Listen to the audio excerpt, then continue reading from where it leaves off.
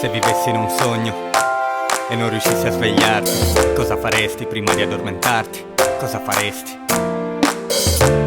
Se vivessi in un sogno e non riuscissi a svegliarti, cosa faresti prima di addormentarti? Cosa faresti prima? Disteso bello dritto, sguardo sul soffitto, una scena che ho già visto. In cerca di risposte rispondo solo forse.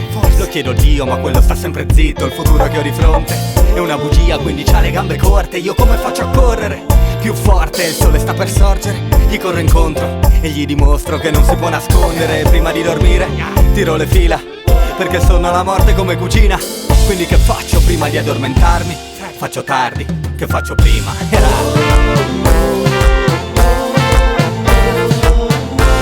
A cosa pensi prima? A cosa pensi?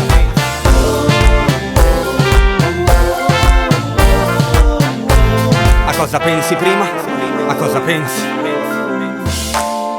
Se sono fuori fase, entro in fase REM, così poi posso sognare che la vita a quanto pare è un tempo verbale che non riesco a coniugare. Amen, a mani giunte come un bagger, so bene quel che conta anche se non so contare. E chi si riempie i bagagli di ciarpame conta male. Ho una famiglia fuori casa, fratelli non di nome ma cresciuti insieme come una cucciolata. Veniamo da dove si sogna di essere altrove, ma dell'altrove si è un'immagine sgranata. E col tempo capisci cose, che siamo rose fiorite dentro il cemento, col malcontento a causa del maltempo. Spremiamo la poesia dei sassi del tagliamento. E sai come chiamarci? Che la provincia ci unisce un po' tutti quanti. Capisci a cosa penso prima di addormentarmi? Yes. Vi voglio bene bastardi.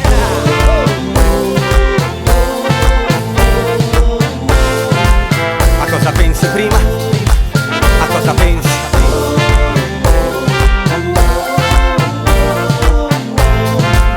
A cosa pensi prima? A cosa pensi? Oh, la faccio facile. Mi faccio una vita, la faccio fragile. Ne studio le dinamiche, così dopo la rifaccio a mia immagine.